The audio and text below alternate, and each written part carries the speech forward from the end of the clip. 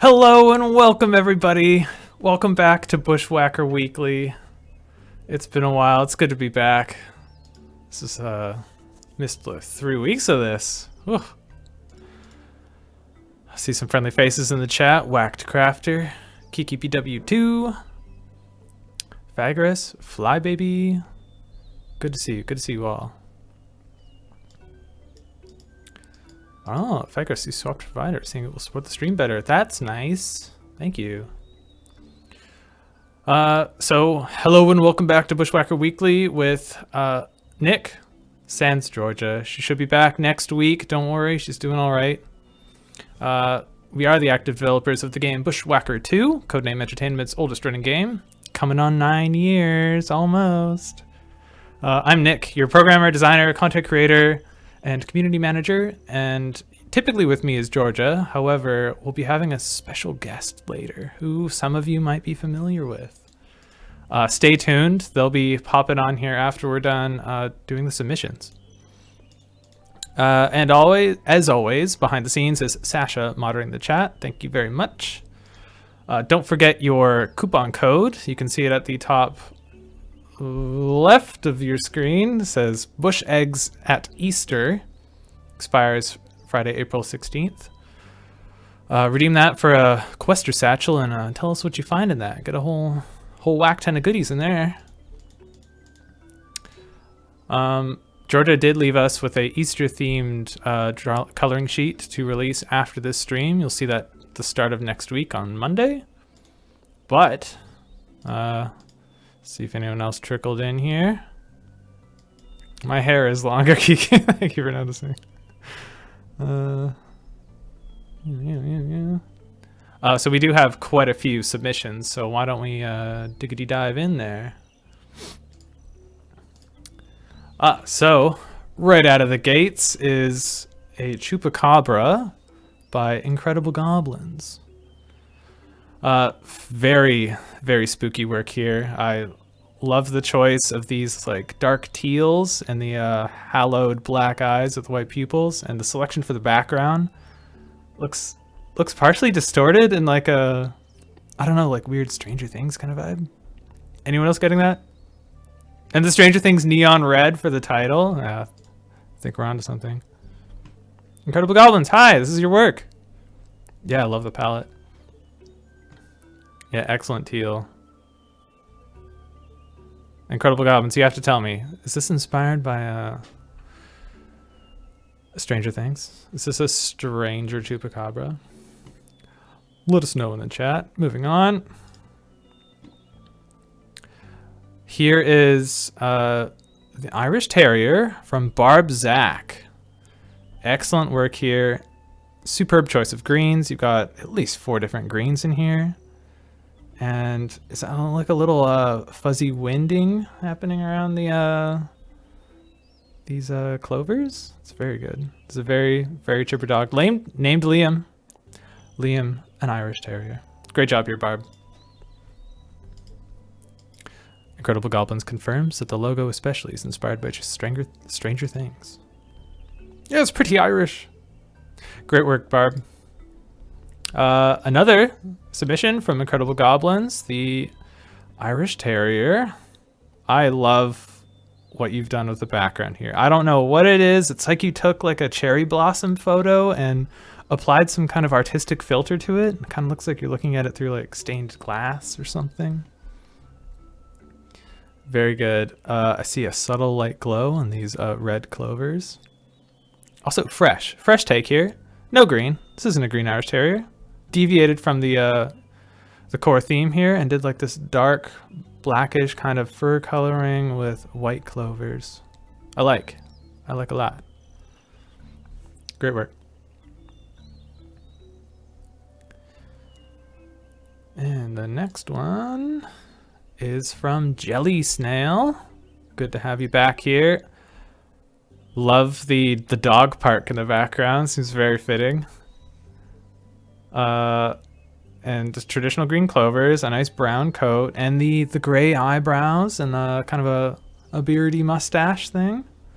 Typical of the Terrier. Love it. Shout out to the True logo. And can I zoom in on this? Whoa, whoa. I'm not gonna risk it. There is some highlighting and shading going on here. You can see it around the ears and the legs and the eye especially, and that's some next level shading. Well done here, Jelly Snail. Whittaker Crafter agrees. Cute dog park. Is it small? It is small. I can zoom in. Is it control? I have the power. I have the power. Oh, I didn't notice it, but there's a dog poo. Well done. Well done. Is that better, Barb? Looks like he's having a great time at the dog park. He, she, whatever. Phagus can't hear dog park without thinking, welcome to Night Vale. I, not surprisingly, don't get that reference, so feel free to enlighten me. How do I... Oh my god. How do I get out of here? Ah. Zibbity zoobity. Moving on to the next one. Great one here, Jelly Snail. Thank you for the submission. Julie! In with a physical medium here. We got gel pens. I was told, so Whittaker Crafter passed this on to me. Apparently the paws and the clovers should be shiny. Didn't quite pick up here. So we'll have to use our imagination. I like the texture. Love even the texture that you get from these pens.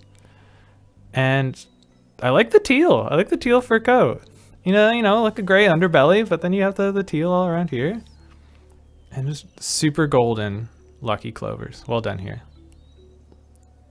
Incredible Goblins thinks it looks a little bit gold silver.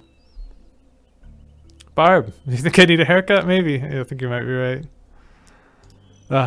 It's COVID. I let it grow out way more than I usually do. Actually, that's just a convenient excuse. I usually let it grow out way too far. Any more comments on my hair are welcome. I'm not afraid. Great one here, Julie. I think there's another one in here by Julie. Can't wait to see it. And... Incredible Goblin says, don't listen to Barb. Keep it long. And I've seen your hair, Incredible Goblins, and it's long. Maybe one day I'll get hair like yours.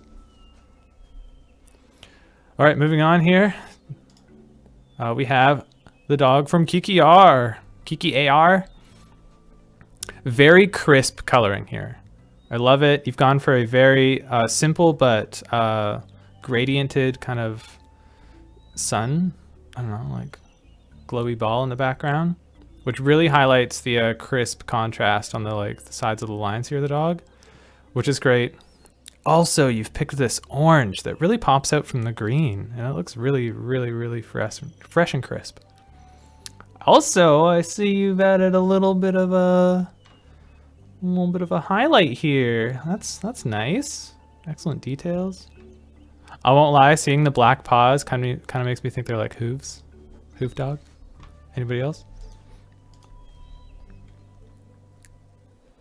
Ah, did the shadows for the first time. Well, it doesn't look like your first time. This looks like a seasoned shading here. Well done.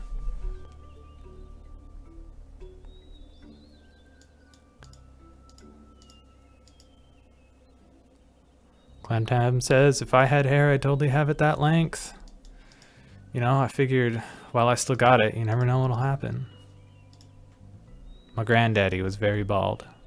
I'll try to enjoy it. Thank you, Kiki R. This looks fantastic. Keep it up. Love your style. I want to see more of your submissions.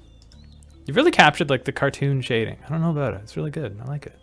Shout out to the True logo. Nice work. Next one is an Irish Terrier by Lynx is the Hero.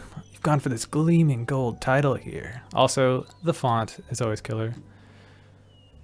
Ah, this looks like you've customized this background yourself. You've drawn it yourself. I love this kind of fuzzying texture on the tips there. Really adds that kind of grassy texture. It's good.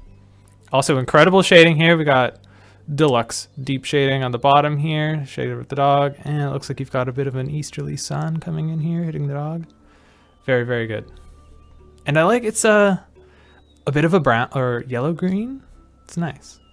contrast from the clovers. Makes the clovers pop. And shout out to the True logo. We got a lot of True logos in here.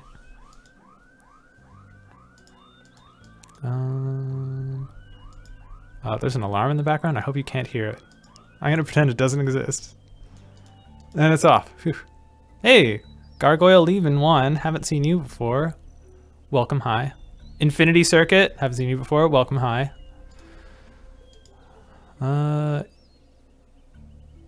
We'll get to your question after the showcase here. Moving on. Great work here. Lynx is the hero. It's fantastic. I love these submissions. Irish Terrier from Nanaimo Island. Oh, you've got a reference photo here at the top left. That's cool. That's adorable. Is that your pet dog? I love the black and white, kind of the Oreo coloring. Very, very much like it. Gone for a blue background. Darker blue on the outside. It helps the green clovers pop. Little clover tattoo pops nicely here. You know, I like these scribbly eyes. They're neat. Is that what the, is it digital? So it must be like the pen tool. Oh god, dare I enhance on the eye? Is there a secret message here? I don't know the secret message. Kind of looks like lightning snout.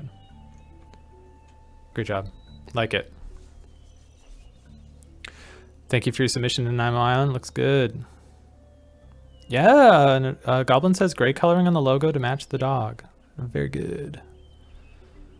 The Nanaimo Island says that's their dog, Bentley. Cute. Bentley's adorable, and Bentley has been reimagined as an Irish Terrier. What a life. Next one is Phagus's Irish Terrier. I can see a lot of Bushwhacker 2 assets in this one. We got the St. Patrick's Day logo, probably from the event dialogue. We have the rainbow bush, which you'll find in the bushes around. Yeah, I think one of the leprechauns makes you find rainbows, and that's where you see that one. True logo. We've got a garnish here. Border garnish. Do you see this? We got clovers, we got coins, we got vines. Exquisite details here. Also, you've taken the, as per usual, the dialogue border here, the brown with the garnish on the top. Loving it. Loving it. Shout it to the True logo. And otherwise, we have a just jolly green dog here. A lucky pup. Clamtam says, yeah, awesome rainbow bush. That's the one to whack for the achievement. Great job sprucing up the border. Yeah, the border here is crisp. Love it. All right, we have lots of submissions. Gonna try to keep going through these. Thank you so much for your submission, Phagus. Robo Sock, this is one of Phagus's children. Love it. We have a beautiful mountain biking background here, and the dog's just loving it. That sky with the dog here is great. Oh, and shout out to the treasure chest. Pot of gold right there. Pot of gold. That's not a chest, it's a pot of gold. Yeah, the Phagus fam. We got a good suite here from them. Fantastic work here, RoboSock. Love it. I want to see more of your submissions. I'm gonna assume you are into mountain biking just because of this photo you picked. Also, I can tell you sorted the background, the like border accents right on top of that background. Good job. Sanity's Irish Terrier here. This color palette's fresh. Haven't seen red and brown yet. Looks good. Red background, lighter red border, gold accent. I really like it when people tie in like the accent color with the border background. Well done. Snappy red collar on this pooch. Very cool color scheme, like it. Oh, on the previous one, Phagus says he just found a pic he liked, which happened to fit really well. All right. I think it does fit really well.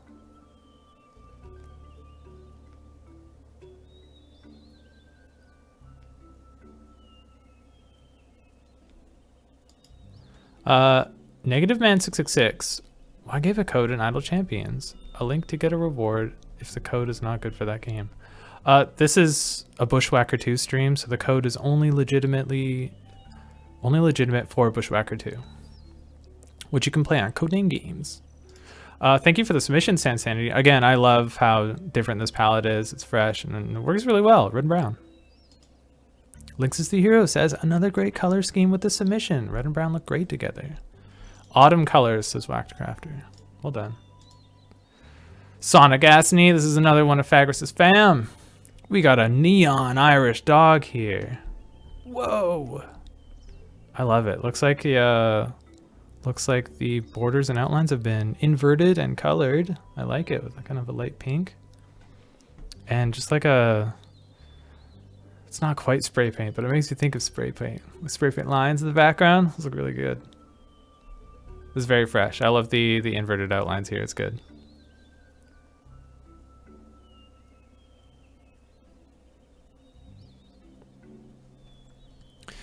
And moving on. Thank you, Sonic Asney. I would love to see more of these. Oh, also, I almost missed the stars. You got some stars in here. Good. Mucky Monster. So here are the Mucky Monsters getting into it. This is from Jelly Snail, and I love how you pick these backgrounds. You've picked a perfectly aquatic background for your Mucky Monster, a sea monster, native to Irish lore. You've elected to remove the background and just have more of that sweet underwater. It's like you're looking into an aquarium. Very good. Oh, very small again, sorry. Enhance. Hope that's better, Clammed Ham.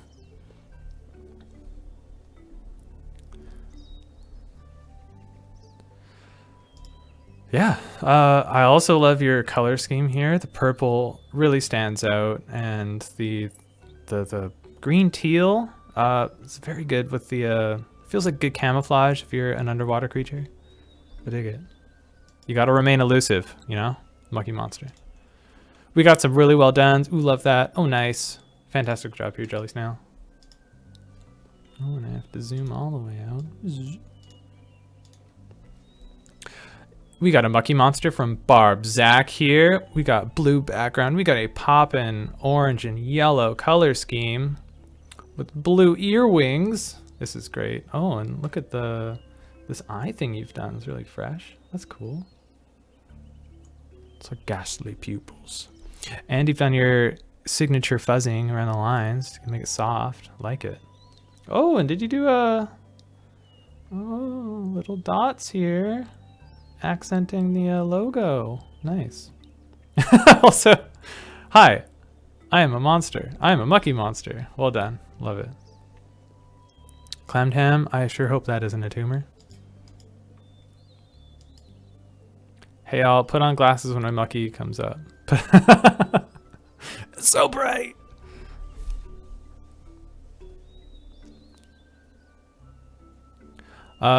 Negative Man 666. I'm not sure where you saw that this code would be for Idle Champions, but I'll look into that. It should only be for Bushwhacker. We should only have messaging for Bushwhacker. That is all. All right. Thank you, Barb. This looks great. Moving on. Moving on to Julie. Julie and the gel pens again. This looks fantastic. Thank you for passing this one along, Whacked Crafter. I really like the blue and brown here. It's good. And the direct, I always look at the direction of these textures, and it's like along the body. It's good. With the hair, the texture of the gel pens on the hair gives it a really, lack of a better word, hairy texture. It really works here. I like it.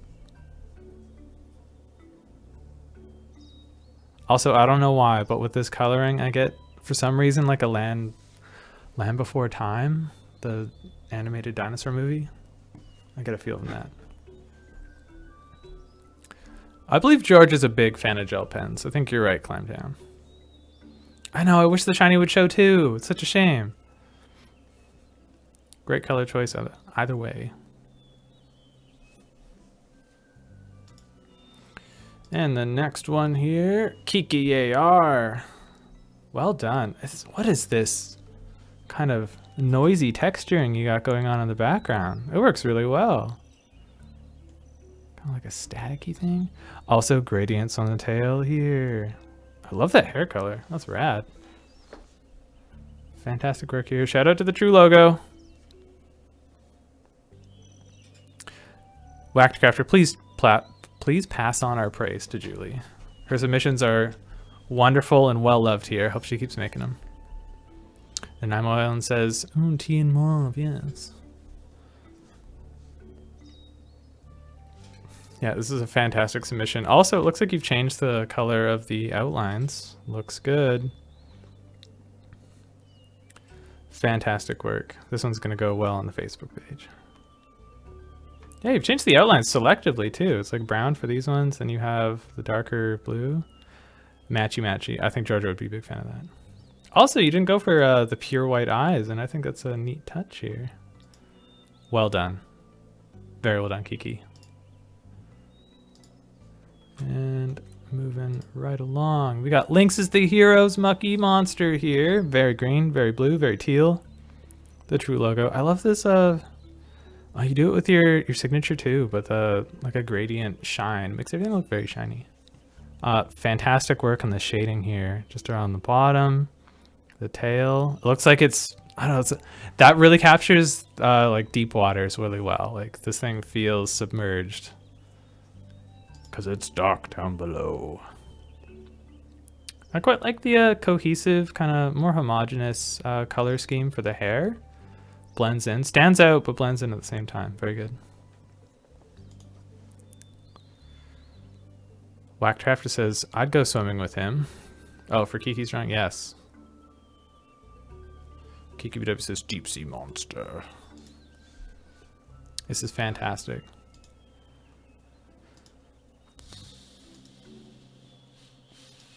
And like the simple gradient blue background. Good job with the gradients. I had a few people here who are really mastering the gradients here, and I'm very impressed.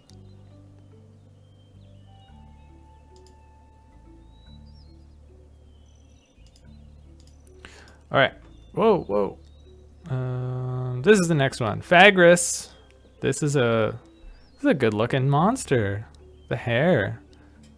It's got frosted tips. This monster's got frosted tips. It's from the 90s.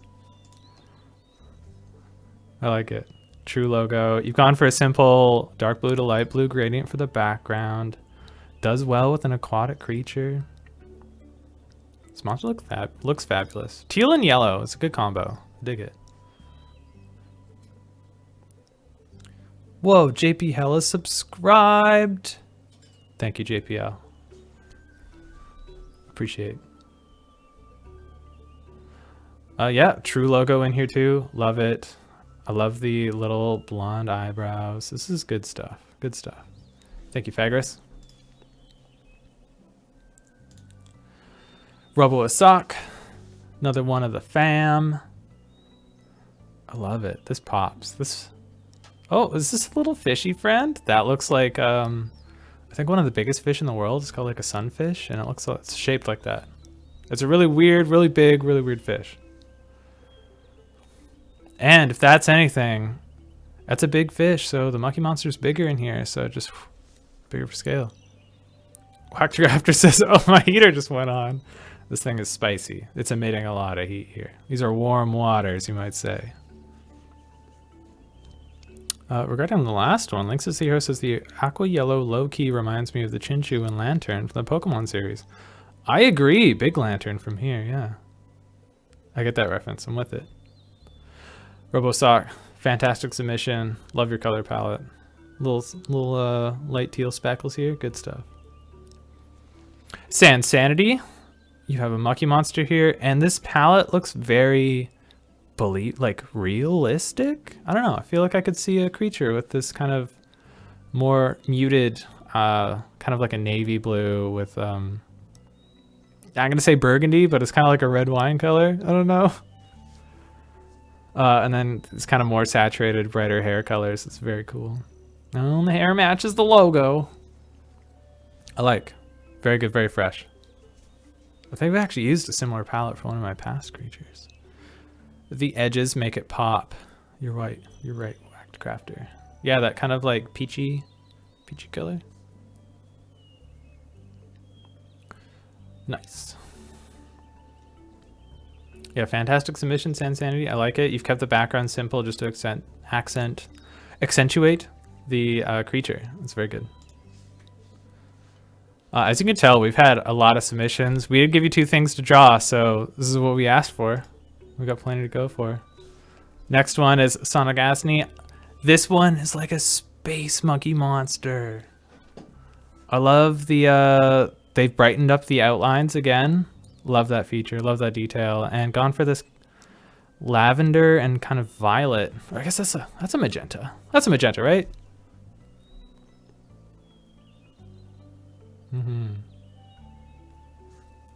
Hypernova look. Yeah, this one's crazy good. First space monkey monster we've had, and this looks fantastic. Yeah, I get a very like neon. I think Jordan and I were talking about bright lights or something before, where you like make art out of the glowy things. This reminds me of that again. Did he miss Flybaby? We still have a few to go through here. It's not over yet. We might actually run out of time. We have a special guest coming in at 4. So if we do run out, we'll just we'll showcase these next time. You will not be missed. Whacked Crafter. Look at this. Wow, this texture. Also, you've gone for this portrait kind of border here. Very, very fancy. Almost looks like fabric. Is that fabric? Dang. Monkey monster. And this texture. This is that like, how did you do this? Is this like an effect, or is it like a special brush you're using? Is this a physical medium? I can't tell. I love it. This is so neat. Love the texture you achieved here. Please tell me your secrets. The outline's good. It pops. Black background. Black background for extra pop. I think it was painted and inverted. Ooh. Your secrets rendered clear.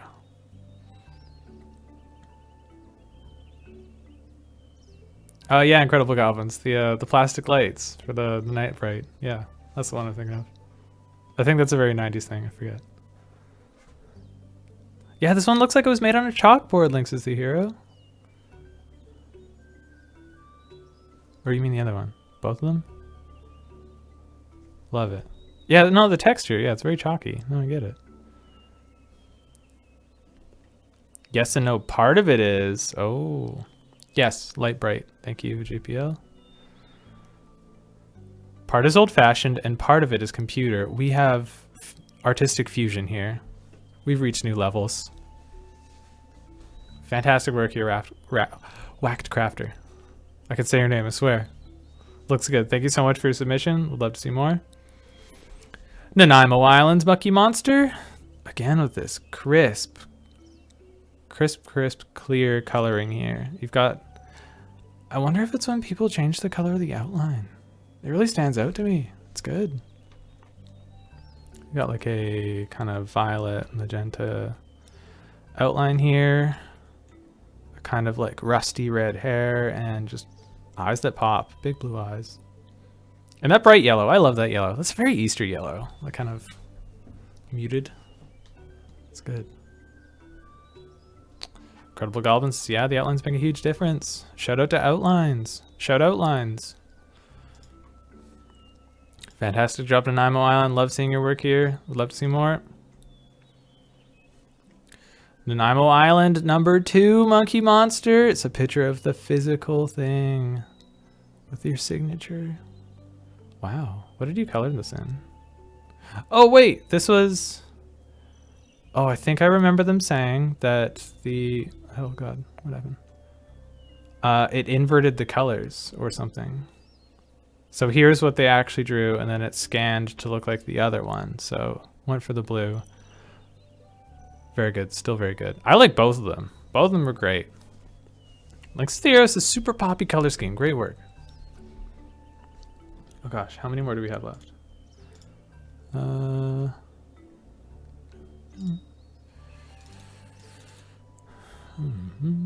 this might be it. Did we do it?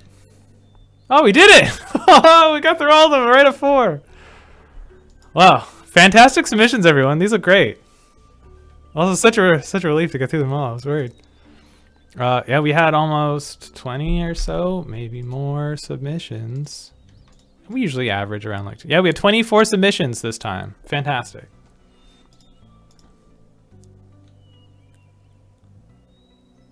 Yeah, I'm glad you were able to get both the color palettes here. It's good.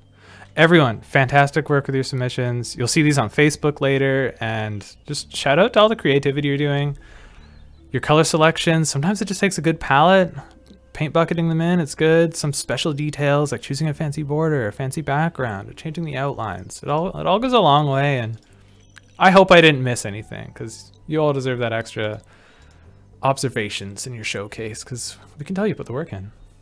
All right, so I am going to quickly blast through these news. So Georgia's away. She's not on stream, but she'll be back probably for the next one. She's doing all right. She's in good health. It's okay. This is the first stream in 3 weeks. Wow, it's so good to be back. I hope you all enjoyed the St. Patrick's event. I was away for most of that for my vacation, so if you have any feedback, feel free to post it on the forums or mention it in chat. I'll try to get to it. Same thing, last week was also April Fools, which we did the Flight of the Bushes mini event, which was originally run in 2014, an oldie, but a goldie. So I hope you had fun with the bushes scurrying away as you whack them. I enjoyed that one. Feedback on that also, you can do it in the chat on the forums. If I don't get to anything you mentioned in chat, because we got the special guest coming and whatnot, then like always feel free to post in the forums. We have suggestions and feedback. You can post in general, or you can email me and the team at bw2support@codenameentertainment.com, or submit a support ticket and I can get it there.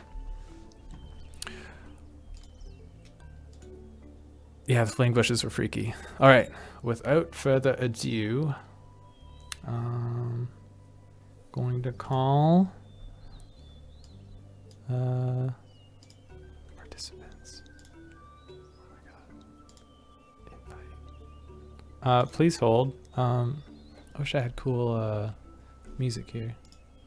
Oh, we did test this. We're not doing this completely live. But I'm just sending another invite to... I'm trying to not say their name because I don't know, it feels cool that way.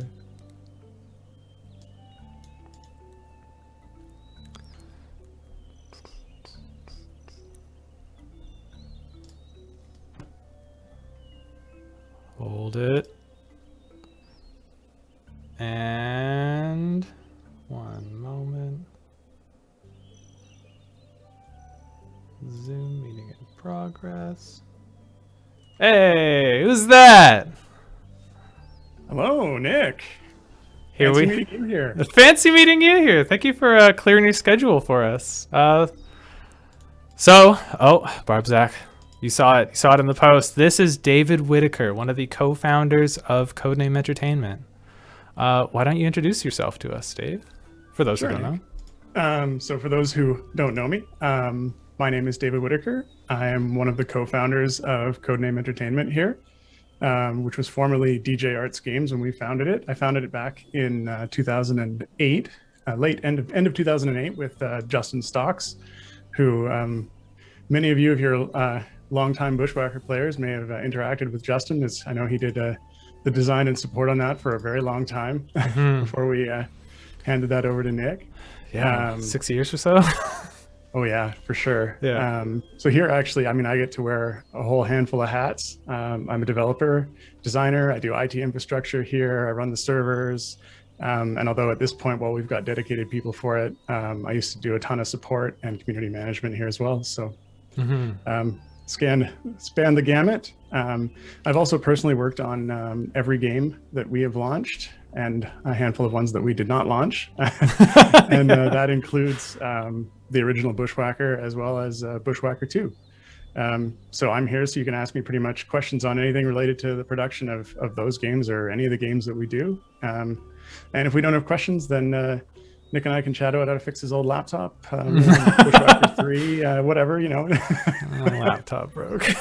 Yeah, as Dave said, he's got his fingers in all the pots here. I don't want to put it like that. Fair. No colorful language here. Come on. We do have some introductory observations here. Barb says, "Oh, where's David?" That was before you got here. Clemtam says, "Woo, Dave, what's up?" KikuBW says, "Hi, Dave. Nice meeting you." And Whackcraft says, "Wow, a face to the founder. I've been playing for over 6+ years." It says 7, Nick. A 7. I can read the chat. It says 7. I might be slightly dyslexic when it comes to numbers. 7+ years. That's a long time. It's a very long time. And KikuBW asks if you're from the UK. What? They're saying I have an accent? That doesn't make any sense. Is it because of your last name? We need more. Yeah, I could see that. I could see that. No, they did say it's because of the accent, though. Yeah. We have a question here. Oh, do you have the chat open there, Dave? I've got it on the left. Yeah, I can see it. All right. You've got one from Lynx is the Hero. Hi, David. I was introduced to C&E through Bushwhacker 2. As a huge Legend of Zelda fan, I love this game so much. Thank you so much for making this game. Did you want to take that as a chance to chime in on the origins, the inspiration for this game? Yeah, most certainly. No, I mean, the original Bushwhacker was obviously, well, I think it's pretty obvious if you played the original Link to the Past that Bushwhacker was inspired by A Link to the Past. Mm-hmm. And it actually came out of, I guess it was an evolution of our original game, the original successful game on Facebook, which was Eggbreaker, which many of you may have seen and or played.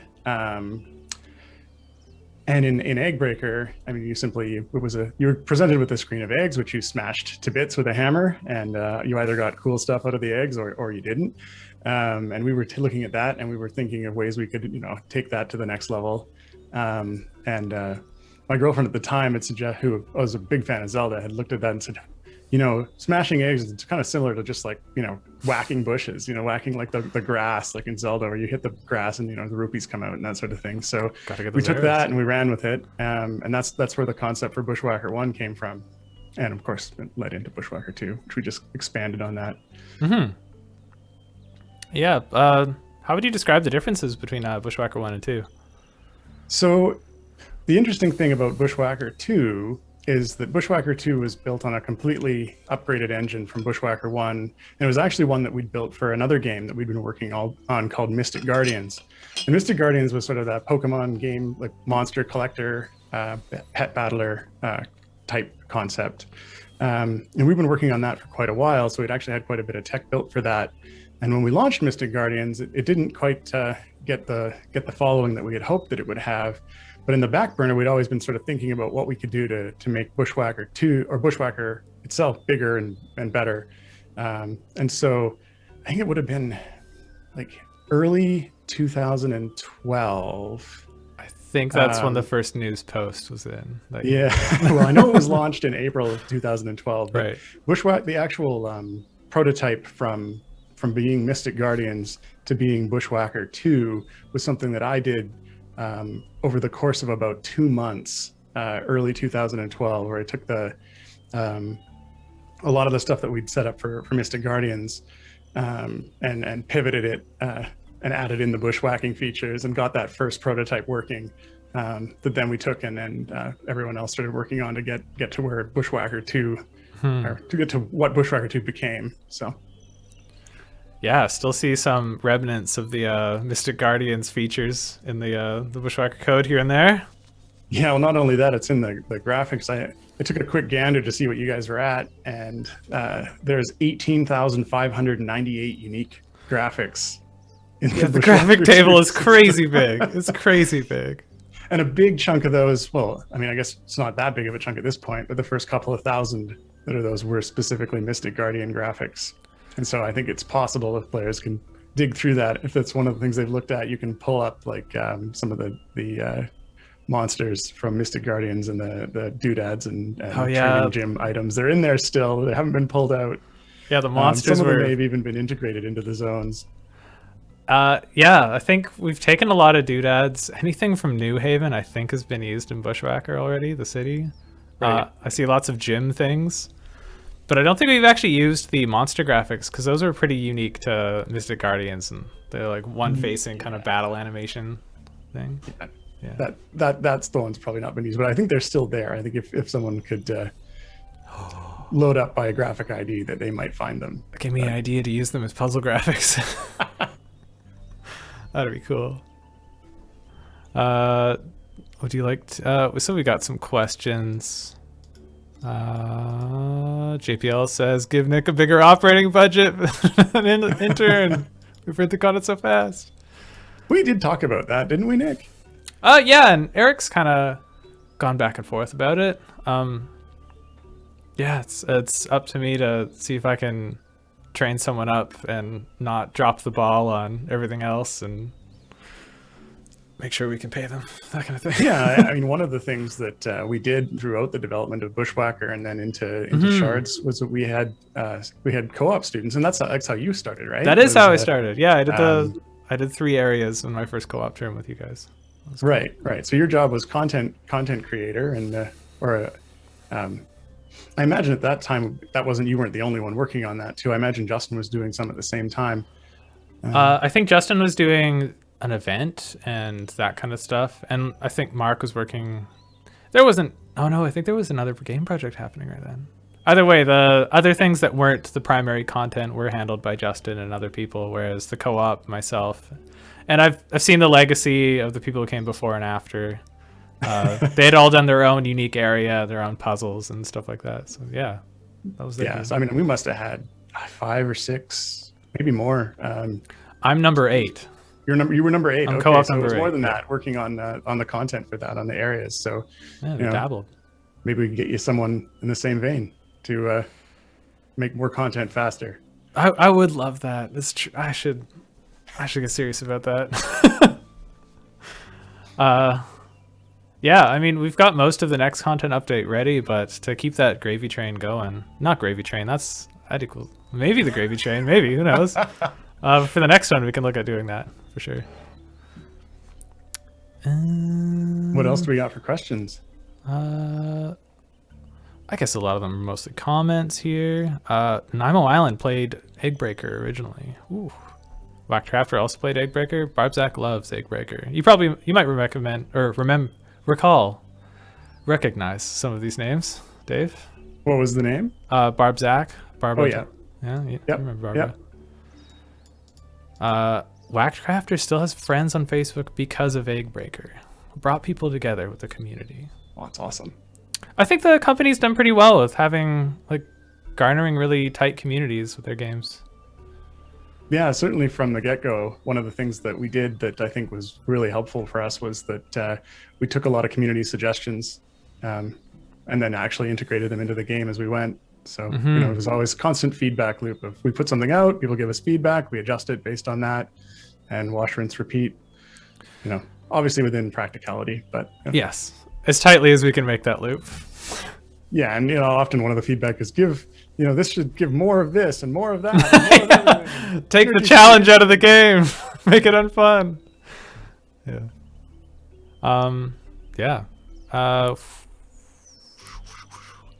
Melanie Anian remembers Mystic Guardians. Excellent. That's why it seems familiar. Whacked Crafter started in Bushwhacker 1, but just at the tail end of it when it went to Bushwhacker 2. JPL says Bushwhacker 3 to Bushwhacker 3D.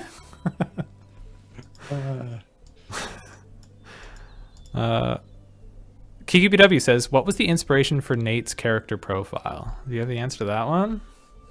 Yeah, so Nate was based on Nathaniel Drake from... Oh, shoot. What's the name of the series? I should remember this. Justin would kill me. Uncharted. It was one of Justin's favorite games. And so this was a parody character based off of the character from Uncharted. Yes, and I believe George and I comment about that because she's a huge fan of Nathan Drake. Clam Tam knew the answer already. Nathan Drake. That's who Nate's sort of based on. Yeah. Georgia grilled me for calling him Nathaniel Drake as well. I don't think that's his actual name. Oh, yeah. I don't think the original character quite set so many things on fire. So on a safe ground there. Didn't quite have the same love for arson, No. Whacked Crafter asks Dave, whose idea was it that did just a small contribution to Doctor Who? I think they meant so we've had a couple of Doctor Who inspired mini events, or there's the TARDIS is a big feature to the ranch. If it wasn't you, it was definitely Justin. Yeah. When did that go in?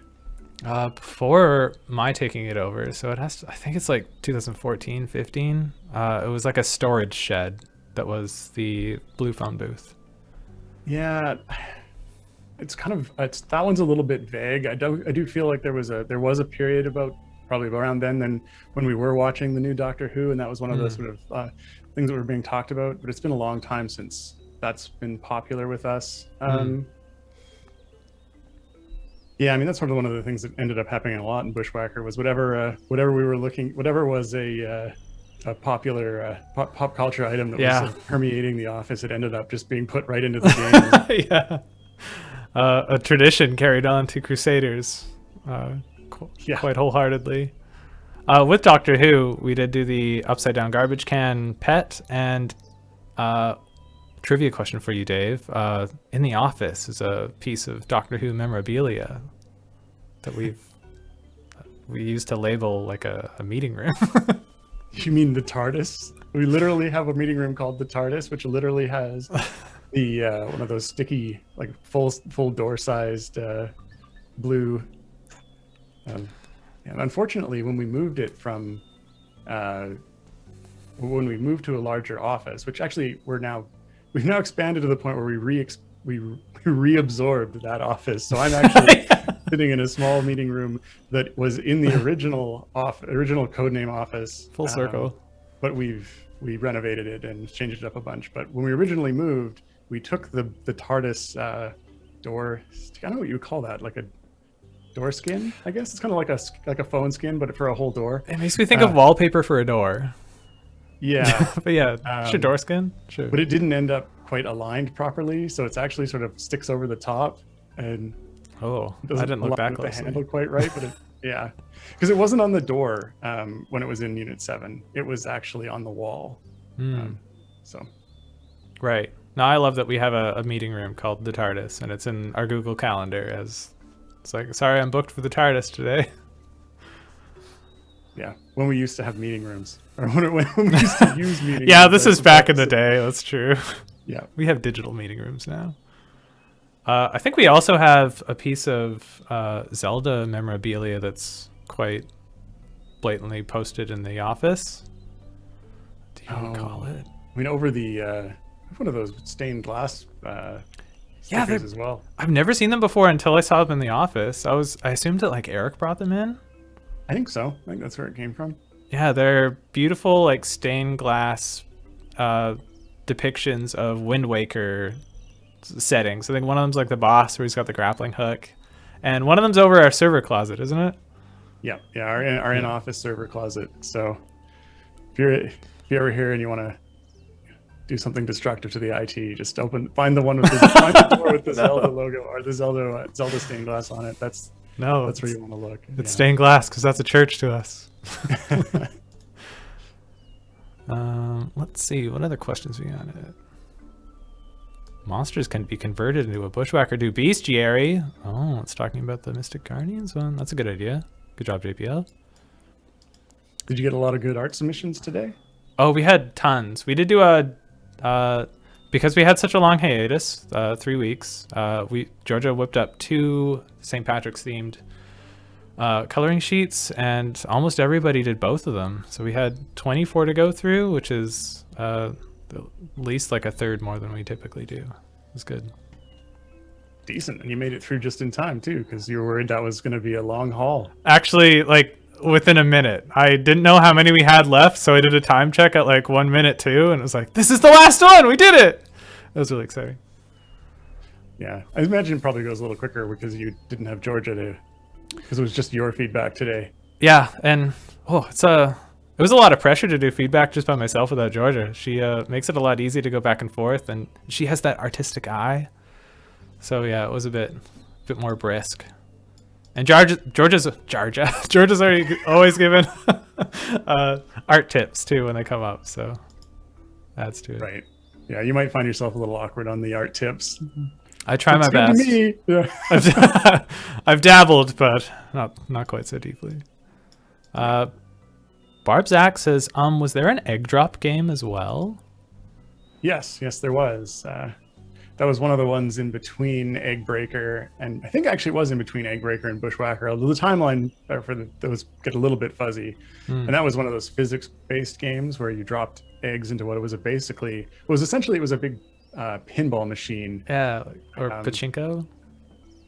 Yeah, a mix, because it had little bouncy paddles, and it wasn't just it didn't just bounce on the Right. pins. There were little blowers and bounce paddles and things moving back and forth. It was kind of an obstacle course mixed with and it also had things that would smash up your eggs too, and which of course the goal in that one was to get them to the bottom and then get some sort of a score from it. So Nice. it was more of an arcade style game than what we'd sort of made a name for ourselves with. Right, and that was the inspiration for the later Eggbreaker?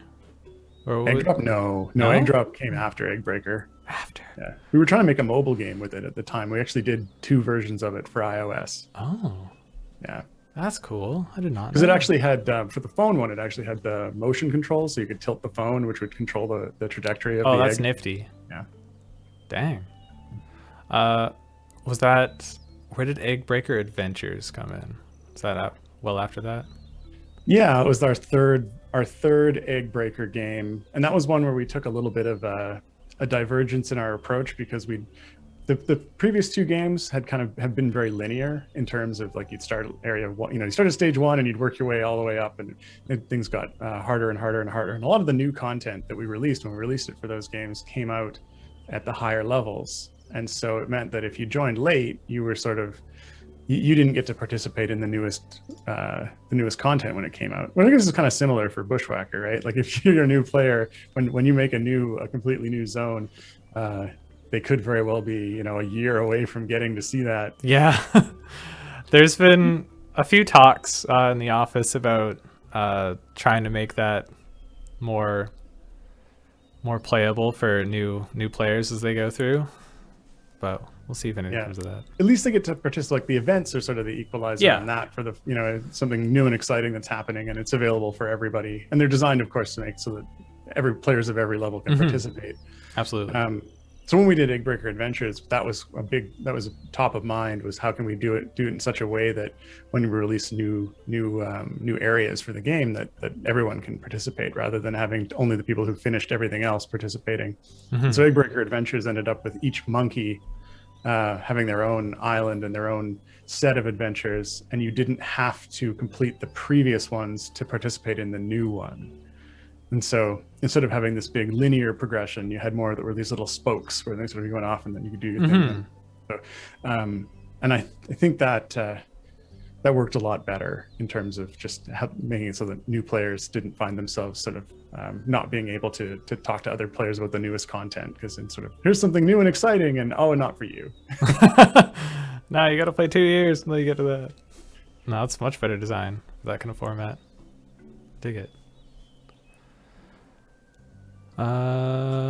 JPL, oh man, yeah, Egg Drop. Oh, didn't you make Egg Drop into an arcade machine for one of the games? Like as a mini game? We did, yeah. It's actually in Bushwhacker 1. Bushwhacker 1, yeah. So in Bushwhacker 1, in your house, which you can decorate with custom items, similar to you can do in the Bushwhacker 2.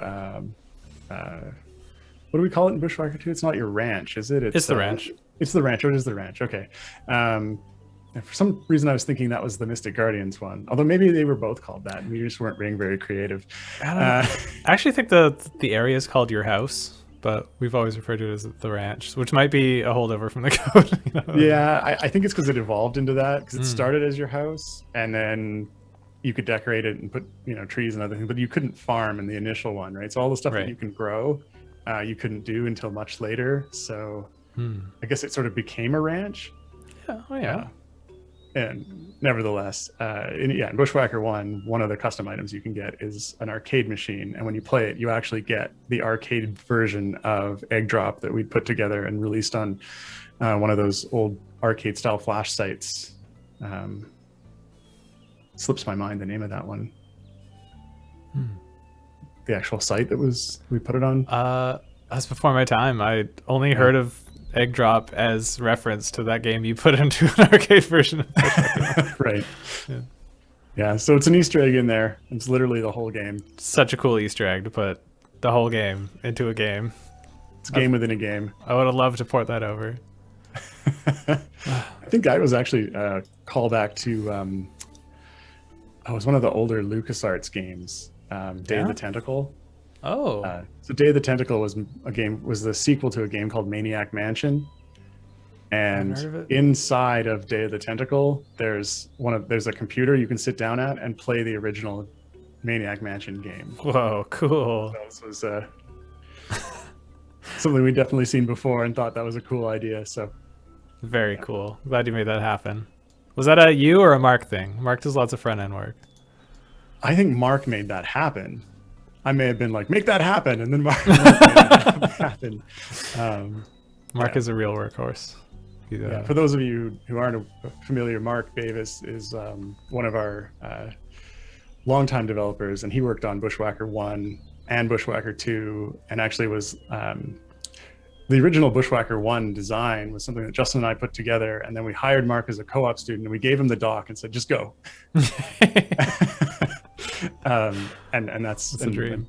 That's where Bushwhacker 1 came out of, or at least the initial part of it. And then he also worked on Bushwhacker 2. Specifically, actually, he did most of the tech for Mystic Guardians, which then, as I mentioned earlier, I took and quickly twisted into Bushwhacker 2. Quick port there. But yeah, big chunks of the guts of that game were made by Mark. So Mark also made the mini golf mini game, sub game basically. This is a big part of the game now. Shout out to that. Yeah, lots of little neat things were added along the lines, and Mark often got to do those, like the ski hill, I think, was another one. Yeah, the ski hill was really cool. Yeah. I think Jeremy Moore was the co-op who assembled that. It sounds like Mark was the one who put that little piece together for the ski hill. That's very cool. Oh, you're getting messaged. Or am I getting messaged? One of us is getting messaged. It sounded like you. I don't know. We have 3 more minutes. Blast through a few more questions if we can. I don't know if you want to spoil this, Dave. Well. What do we got? I don't know. I might have overspoken already. Don't overspeak. I'll loop back to that one. Who decided to add secret bonus areas? Oh, that's a really... I want to say it was me, but I also think that it's one of those things where at the time, you're discussing these things and it could have been Justin. Yeah, like the two of you talking out loud in the office. Yeah, well, I know the bonus areas were specifically designed as a way to get a little bit more content out of the tile sets. At first, and then it became a case of like every area must have a secret area that you have to actually find. So it was they're a lot of fun to find. And then it became quite a game of trying to hide the entryways. Yeah. Often the entrance is like off screen, so you can't just click directly on it. Justin really took that to the next level ever since I think it was the seasonal forest, and he made each entrance have some kind of puzzle that you have to solve to get in, or it's not just a place you have to navigate to by clicking around. You have to cognitively solve some kind of puzzle. It's really neat. Yeah. Do you ever imagine that Bushwhacker 2 would run as long as it has?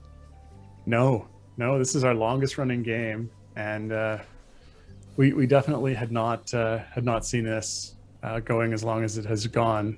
And certainly not at the start. It was one of those things where when we first started, we thought, it runs for a few years and then you make another, like a sequel and then a sequel. And then Bushwhacker 2 has turned into the game that won't quit. Yeah. Not in a bad way, in a good way. It's like it's got legs and it's just going. So still going to the moon. Any new games in the works for Cine? We certainly have projects underway. Nothing we've announced yet, but we are working on new things for sure. So exciting. I love RPG games, and Bushwhacker 2 is one of the best online. Any chance of doing an upgrade now that Flash is dead? Dave and I talk about this. Not super seriously, but Bushwhacker 3 is kind of a running joke every now and again. We don't have any plans for that right now. but would never rule it out completely. I did see a comment up here where someone was saying that the platform might have been albino black sheep, but it wasn't. Oh. No, it was it started with an M. Not sure. Yeah. Anywho, this is all we have time for. It is 4:30. Thank you so much for joining the stream here, Dave. Yeah, thanks for having me, Nick.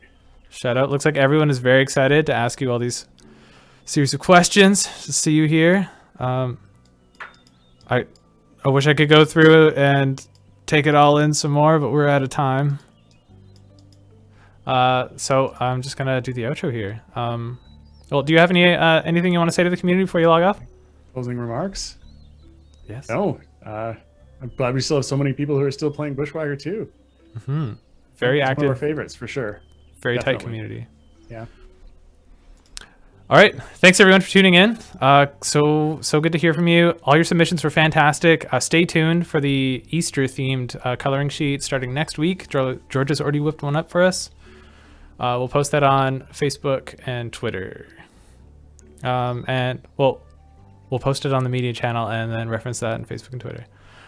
So thank you all. Thank you, Sasha, for moderating the chat. Thank you, Dylan, for setting up the stream.